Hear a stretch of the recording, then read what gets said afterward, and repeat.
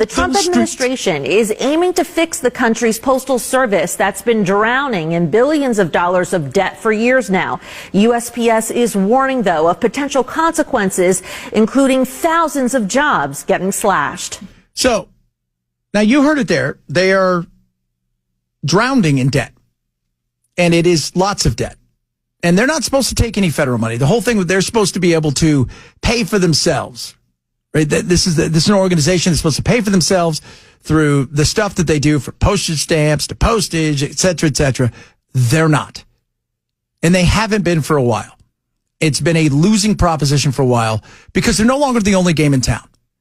And we get things now. How many of us get stuff electronically? How many of us? When's the last time? Let me ask you, whip around. Let some people know.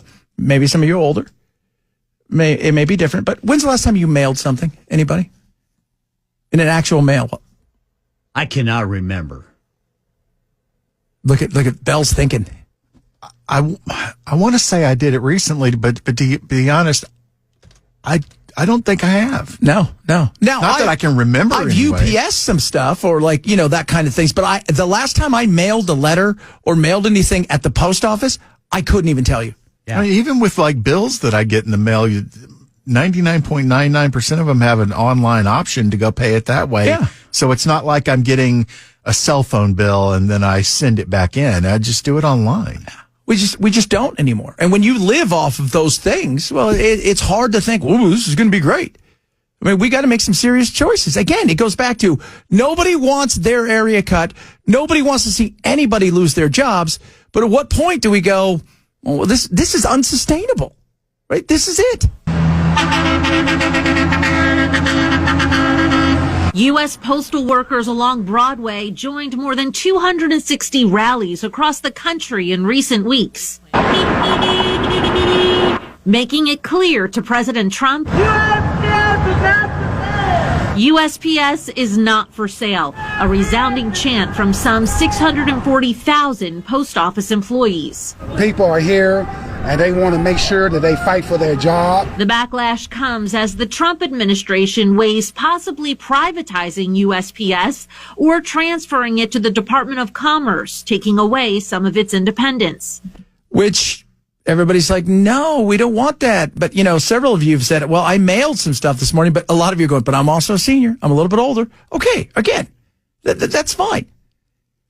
But the average person, they're not mailing anything. The average, and I'm talking about somebody who's in their 40s. I'm not talking about somebody who's 70, and I'm talking about somebody 20. I'm talking about a 40-year-old. They're not mailing anything. Hell, my kids, one's 14,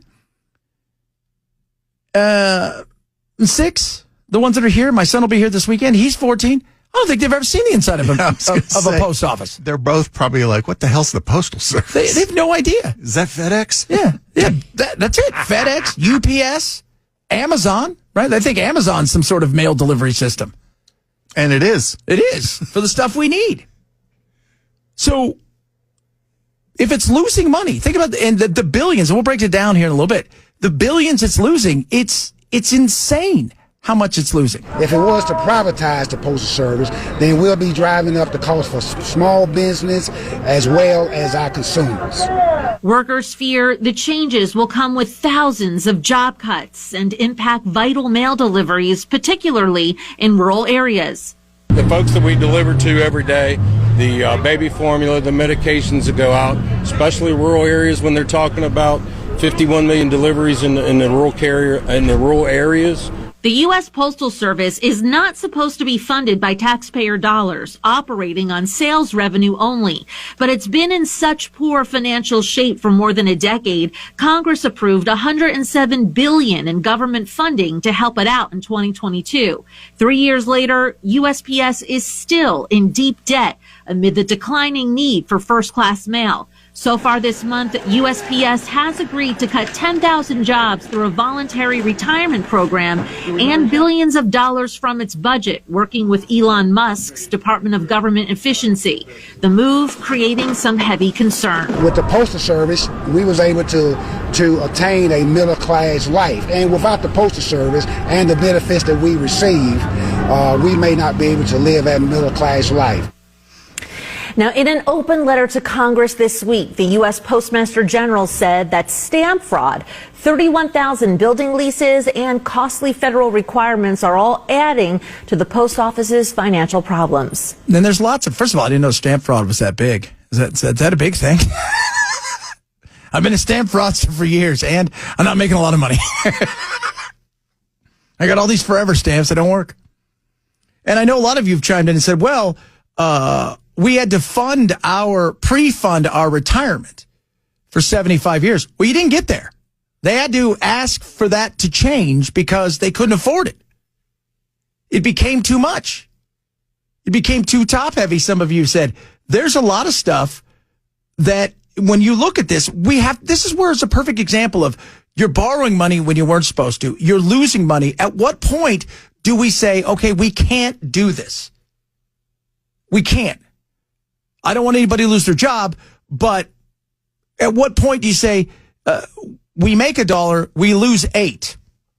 I don't know what to do from here, because you can't do that forever.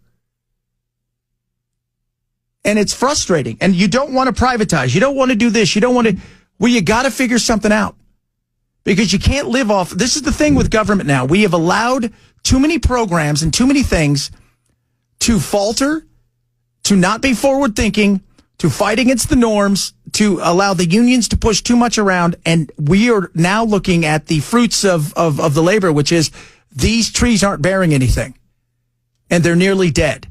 So we can either decide to fix it by privatizing some of it, moving it into another direction and streamlining it, or get rid of it altogether. Well, we can't do that. How much was the infusion of cash? Was it 170 billion? Yeah, something like that.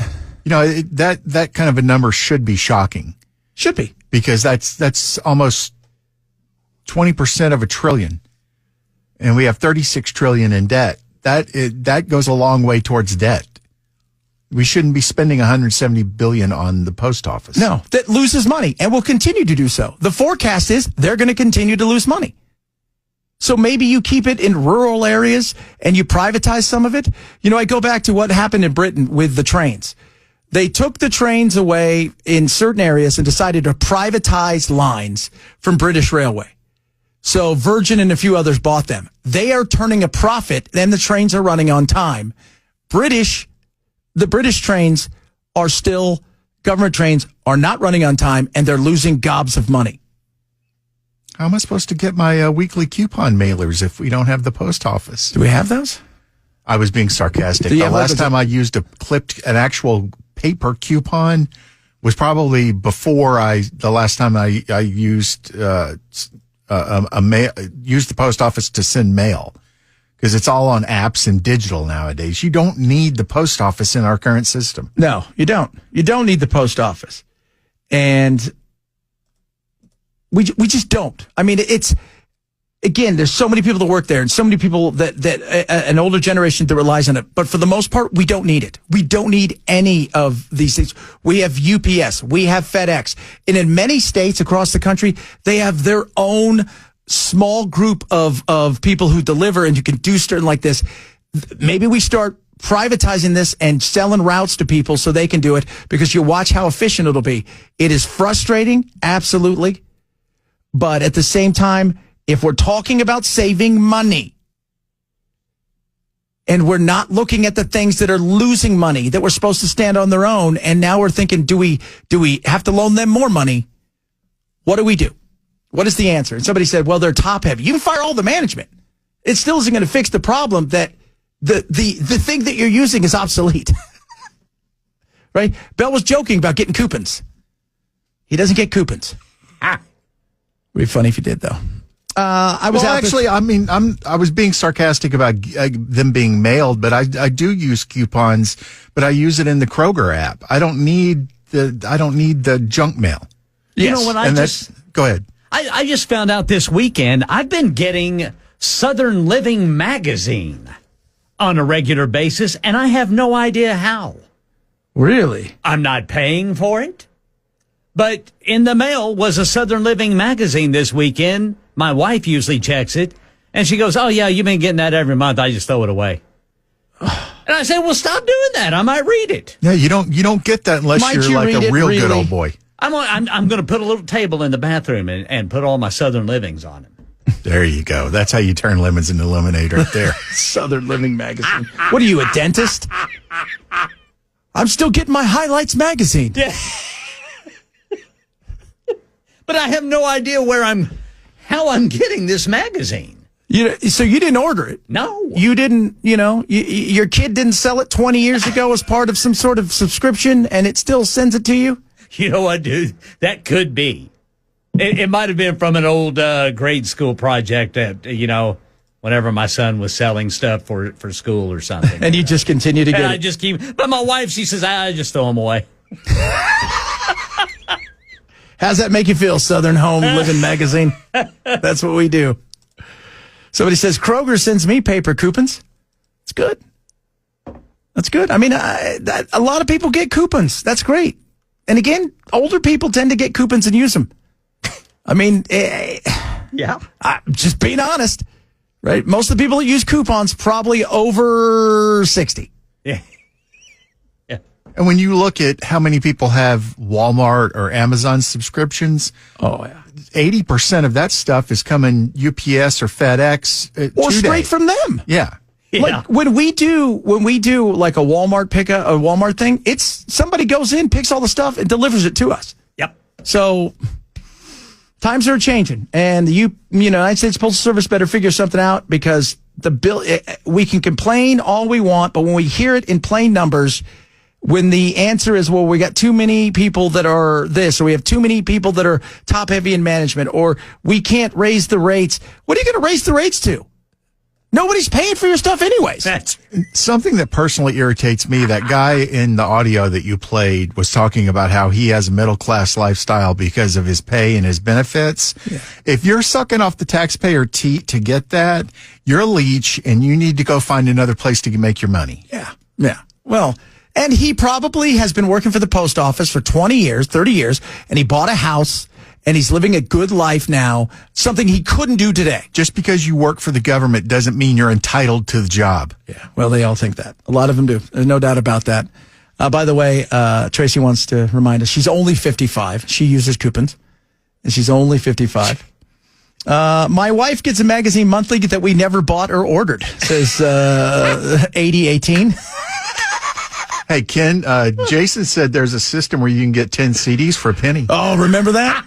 How many of you guys ordered 10 CDs or 10 tapes? I did. From was it published? No, it wasn't. What was it? What was that? Columbia House. Columbia House. Yeah, Columbia House. And you never returned them because I wouldn't even know where to return them.